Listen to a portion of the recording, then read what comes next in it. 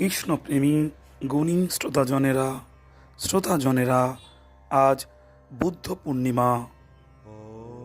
আজ এই বুদ্ধ পূর্ণিমার প্রাক্কালে আপনাদের একটি কাহিনী শোনাব, যা ভগবান বুদ্ধ সম্বন্ধীয়।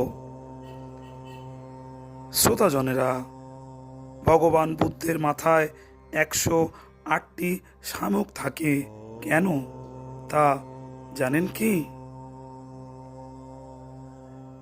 বৌদ্ধ কাহিনী অনুযায়ী বুদ্ধদেব যখন ধ্যানমগ্ন ছিলেন, তখন সূর্য মাথার ঠিক উপরে থাকায় প্রখর রোদে তার ধ্যান ভাঙতে পারত।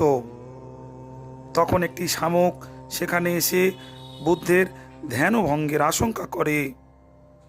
সে বুদ্ধের মাথায় উঠে শীতলতার আস্তরণ তৈরি করে।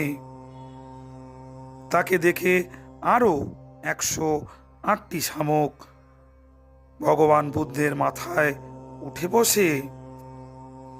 এই কারণে বুদ্ধের মূর্তির মাথায় চুলের বদলে 108টি ছোট গোলাকৃতি শামুক বা উষ্ণিস দেখা যায়। শ্রোতাজনেরা, ঘটনাটি যদি আপনাদের ভালো লেগে থাকে, তবে চ্যানেলে নতুন হলে চ্যানেলটি সাবস্ক্রাইব করতে ভুলবেন না, আর বেশি বেশি লাইক ও শেয়ার করে দিন, যাতে অন্যান্য শ্রোতাজনেরা ভগবান বুদ্ধের মাথায় শামুকের কাহিনীটি জানতে পারেন। ভালো থাকবেন শ্রোতাজনেরা। নমস্কার।